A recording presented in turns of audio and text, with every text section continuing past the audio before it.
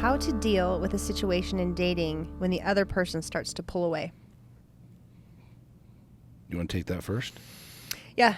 If someone's trying to pull away, it has everything to do with them. Mm-hmm. So honestly, if you have any type of negativity in a relationship, it doesn't have anything to do with you, because people project.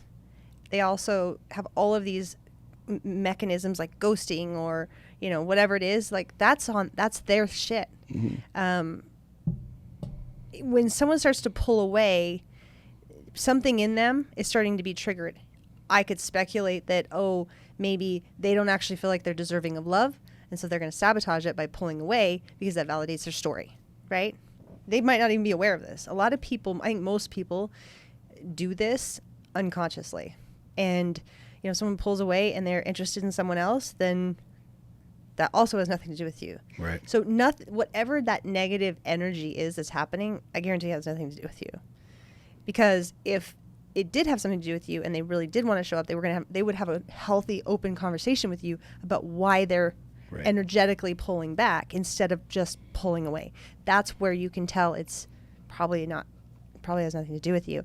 And the greatest thing, I actually told Bryn about this the other day, where we were talking about relationships, and it's like when people ghost you, like that's a gift. Mm-hmm. If someone ghosts you, be so grateful that they made the decision that they weren't going to be able to show up for this relationship much sooner than later. So you can be grateful, like, oh, I'm glad that one's out of the way. Yeah. It's attaching to the expectation of what that person will be in your life is what really hurts. It's not them leaving, right? Because we create almost like a fantasy or facade of where this relationship will be, because it's fun to do that. It's fun to create this whatever in my head. And then when people pull away or they leave or they just, it's like, it hurts, but it's because we were attaching to an expectation.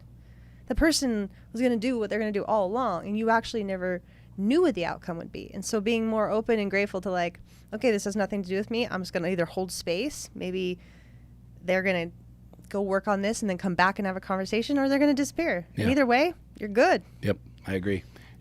Obviously, having communication sets the precedence for it. If you have shitty communication and somebody's pulling away, it's very, very telling. Mm-hmm. There's two aspects that I look at. You and I don't know if we want to call it pulling away, but we have our days when we're like, yo, we need space. I got to go do me. You got to go do you. Call that pulling away. Call it whatever you want. It's communicated up front, but that's very real for both of us, mm-hmm. right? If you're dating somebody and all of a sudden they just stop moving, there you go. You got your answer. But one thing I wanted to say about this is, you and I have talked about this at length. We are reactionary creatures. And one of the things that I noticed in dating is people will do things based off of someone else's actions, right? And I'm not talking about just recourse, but like, I'll love you if you love me. I'll tell you the truth if you tell me the truth. I'll go all in when you go all in. And there's this waiting for someone to do something or be something or show up some way to then give you the permission or the ability to do that. I think that's the reason that a lot of people are stuck. We're waiting for this other person to make a move in order to say what we really want to say. And I think that that's ass backwards. I think that you, whoever's listening to this, need to be what you want to be, say the words you want to say, regardless of where the other person is. Because it's like two children. You sit in the corners, and really it just takes one simple, quick conversation to unify you guys, but you're sitting in corners, pouting and throwing a temper tantrum, and neither of you is where you really want to be, right? So I strongly encourage you, if you're dating, even in a relationship, if I want to say something to you, I'm not looking for permission to do that. You know what I mean? Like, I'm not waiting for you to make a move for then me to make a move. I'll make whatever fucking moves I want. I'll speak whatever words that I want. I'm going to share how I feel when I feel it, regardless. Mm-hmm. And I think this transcends relationships too. It's people really truly loving who the fuck they are and being comfortable with who they are, right? You're going to be judged either way, right?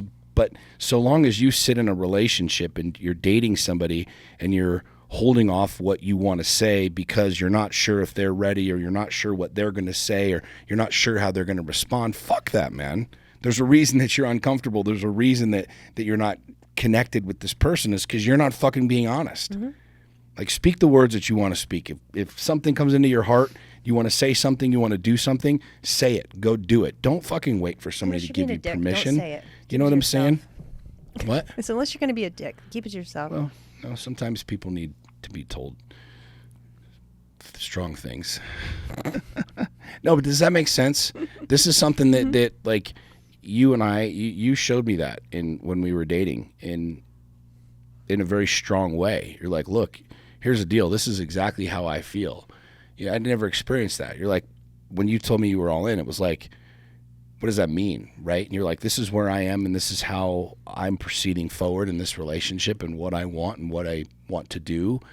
Whether you do, whatever you do, I don't care, but this is what I'm doing. Mm-hmm. And it was kind of that thing, like, oh, okay, it was foreign for me, but I think it really showed me that, like, you're gonna do and say and be whatever you want, regardless of whatever the fuck I'm gonna do. And that's a powerful place to be. Yeah, that's very, very, very powerful. And so, if you're a person who's investing into someone and they're pulling away, you continue to do what you want to do until that no longer serves you, right? But never, never, never, never, never wait to tell somebody to do something, to be somewhere, to make the move for them to do something. Because then that, like you talked about power before, mm-hmm. that person has all of the power over you. You never want to be in that position. Yeah. Yeah. And don't add fuel to a fire.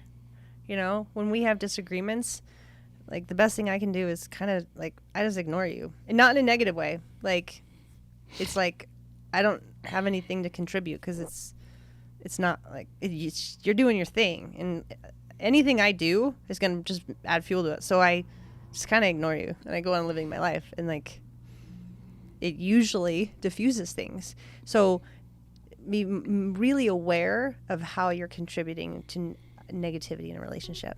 You get to make a choice.